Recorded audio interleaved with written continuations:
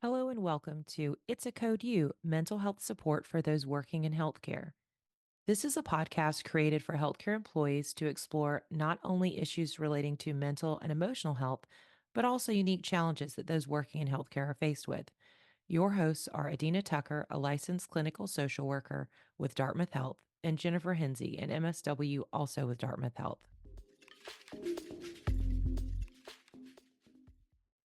Hello and welcome to It's a Code U and happy holidays. We thought we'd do something a little different for the holidays and share with all of you some of our own personal thoughts about how to cope with some of the more difficult things and also just how to be more joyful. So, we're going to talk to some of the members of our staff and find out first what is the hardest part of the holiday season and how do you cope with it. My name's Sarah Roan. I am a psychologist and I'm the clinical director of Dartmouth Health Behavioral Health Solution. One of the hardest parts of the holidays for me is that period after the holidays have ended and all that excitement and buildup, and then you're left in this lull. And one of the ways that I combat that is I have a group of friends, and during the pandemic, we decided to do a Secret Santa to give us some holiday cheer to look forward to. And we had so much fun doing that we wanted to continue it. But when we were trying to make it work with our schedules, we realized it couldn't work over the holidays. And so we ended up scheduling it mid-January. And that was so fun to see each other for dinner and exchange gifts in mid-January. It really gave me something to look forward to after the holidays. I love the exchange with these friends too, because we don't make a list. And so the gifts are they're really meaningful. It's what the person is thinking about related to you. And it's just this lovely surprise in January that I really enjoy. I'm Shemaine. I am the behavioral health navigator.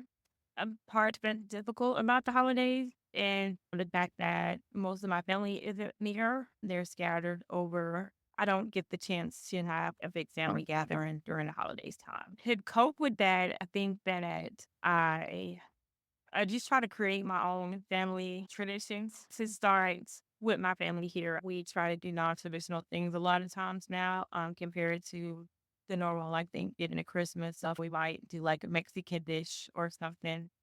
Just not the traditional Thanksgiving things. Hi, I'm Stephanie Chestnut. I'm a marriage and family therapist with Dartmouth Health Behavioral Health Solution.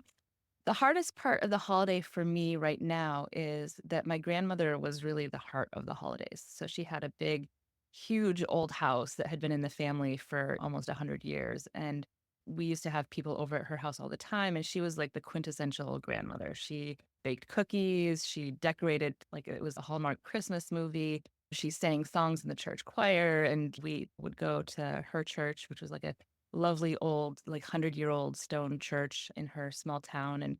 And there were all sorts of cousins and everything like that, extended cousins that lived in that small town. And she's developed dementia. And so for the past several years, that hasn't been the Christmas. And so that's the hardest part, I think. And I don't know that we have really found like a new normal of what the holidays look like. So I think what I'm coming to the realization too is that like now I'm the grown up and I need to start creating my own family holiday traditions and making it special and not relying on my grandmother to be the one to carry that. So it is hard and everybody's all really spread out. And so, her place was like the central gathering place that everybody would go. So I don't really know how I'm coping with that. I think I'm still navigating my way through that. One of the things I really love about what Sarah shared here is it really goes to celebrating the holidays doesn't have to happen on the actual holidays. I think sometimes we can get so caught up in the stress of feeling like everything needs to happen on these exact days, which goes to maybe needing to feel like it all has to be executed perfectly and there's no room for change. But that, I feel like, it's just reflective of us shoulding all over ourselves. We should this, we should that, it should be this. But there's a lot of stress in that, right? And it's really constricting too. But being able to make time to celebrate outside of designated days, I think that's a lovely, heartfelt way to still connect and have meaning in your holiday. and find ways to connect with people if it doesn't work out on the exact day of the holiday itself.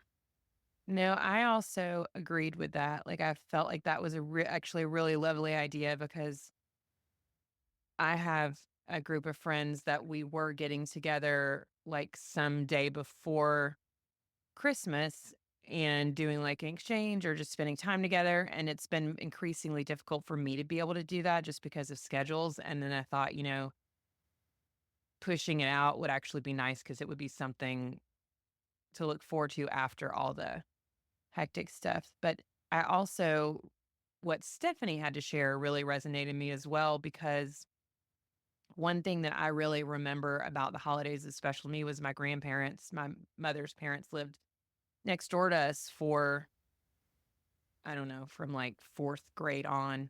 And I was very close with them. And my grandfather's birthday was on Christmas Eve.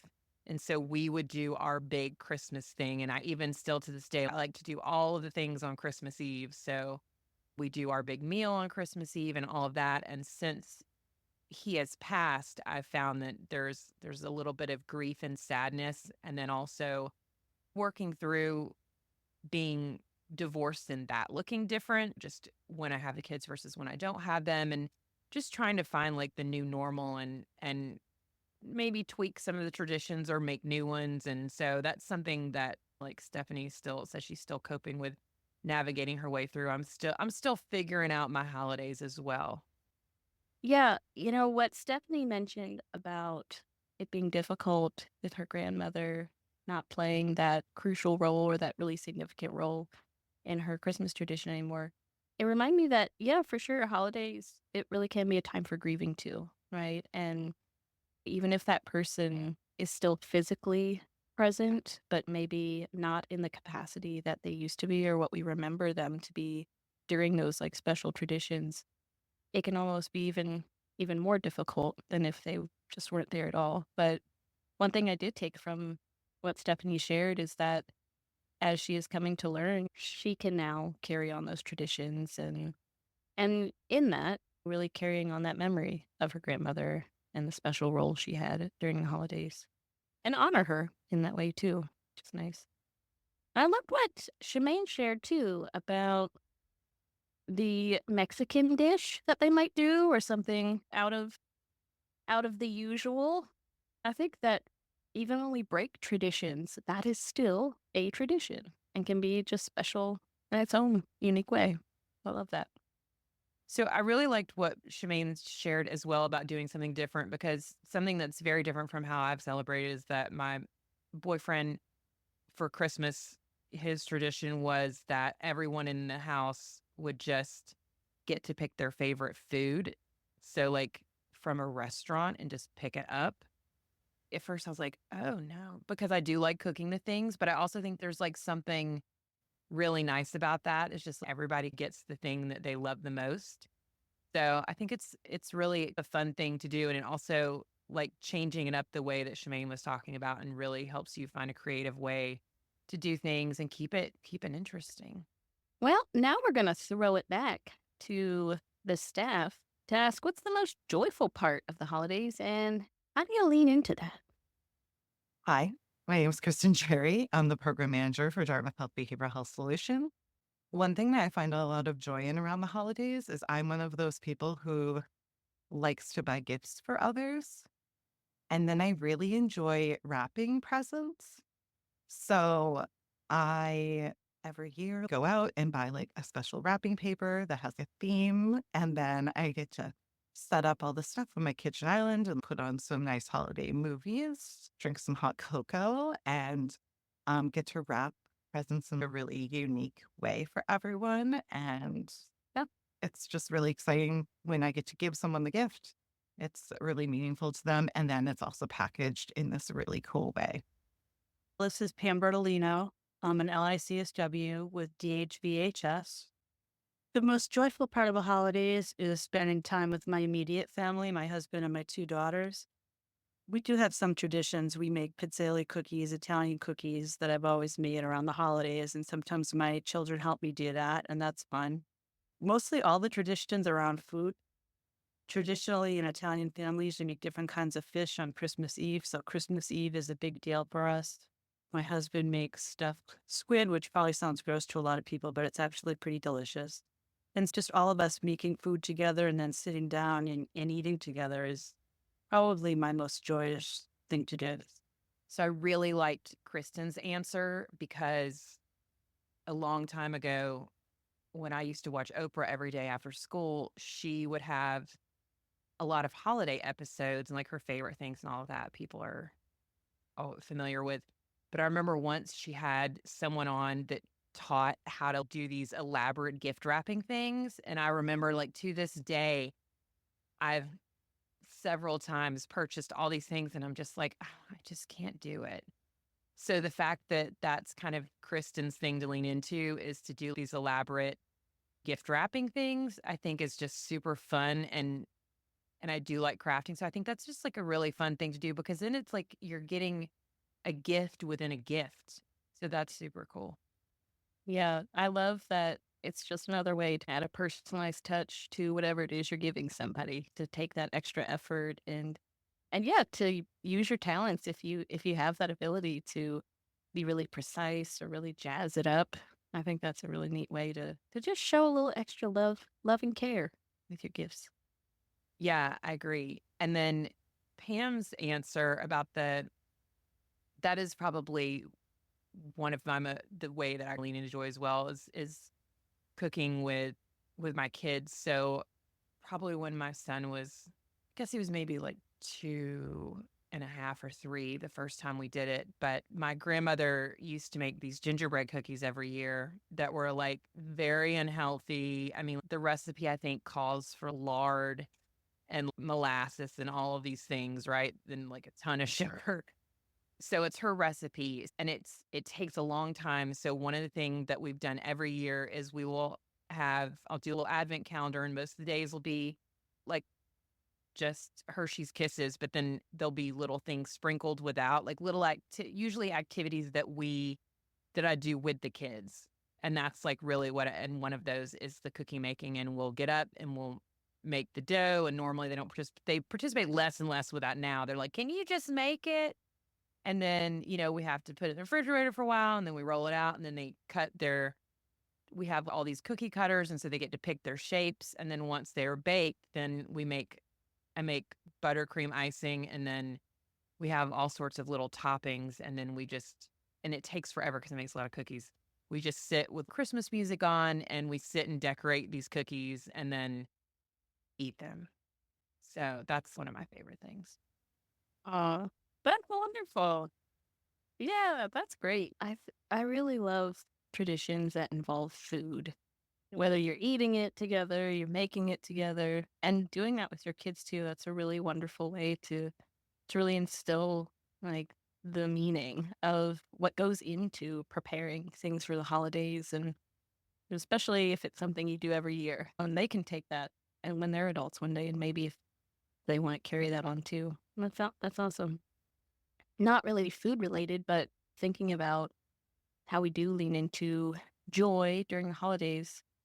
I was thinking about this time of year, I spend a lot of time just, I don't know, looking around a little more or like looking up more. I don't know, things that try to instill a feeling of awe.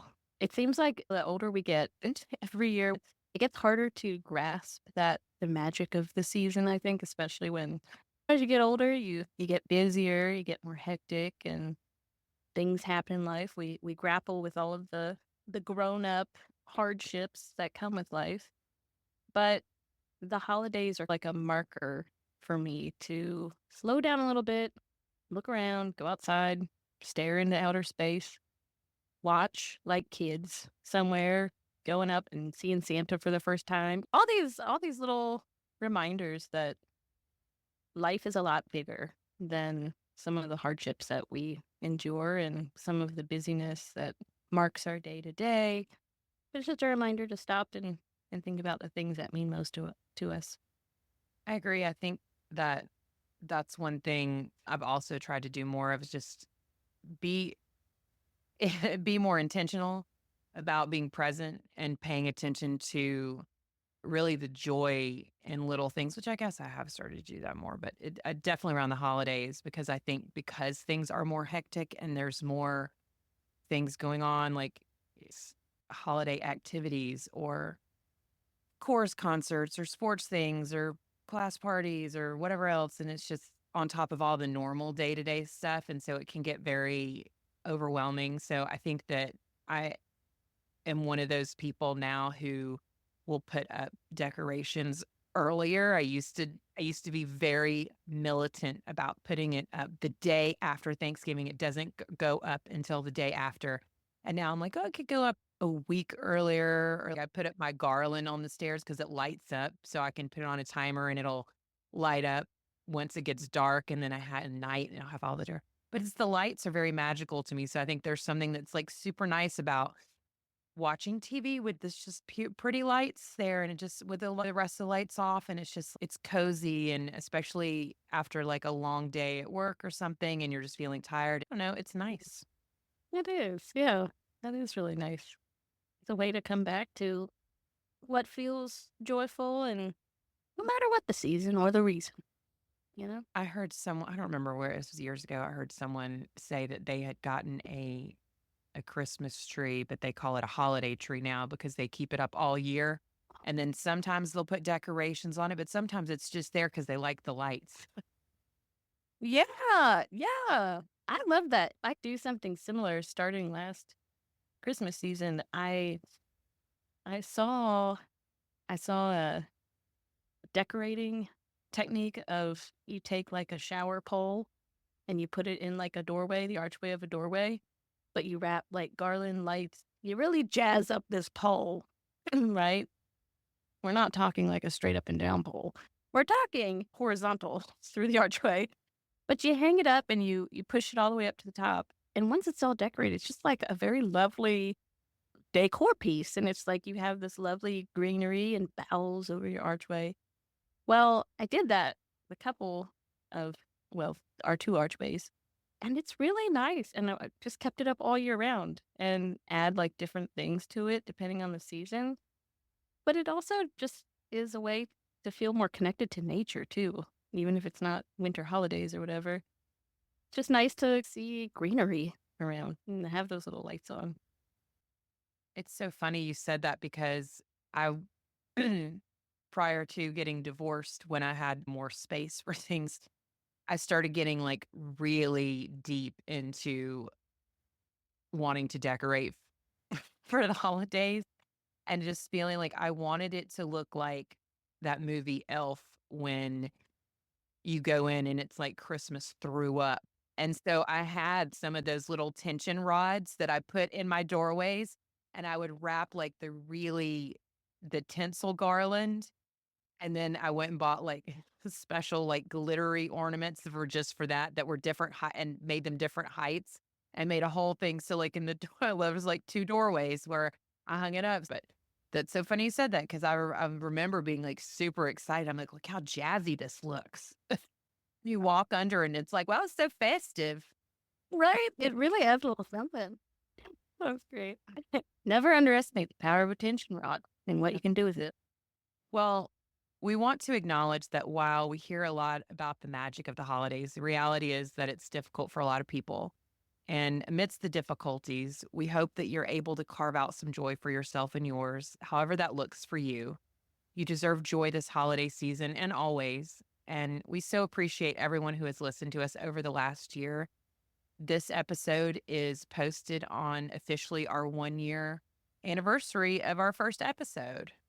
We aren't going anywhere. We are in the process of planning out 2025 and all the content that we'll be bringing to you. So if you haven't subscribed, please do so. We'd also love if you'd leave us a rating and review. And if you have any questions or comments, please email us at dhbhs.media@hitchcock.org. And everyone, please have a wonderful holiday season. Happy holidays. Happy holidays.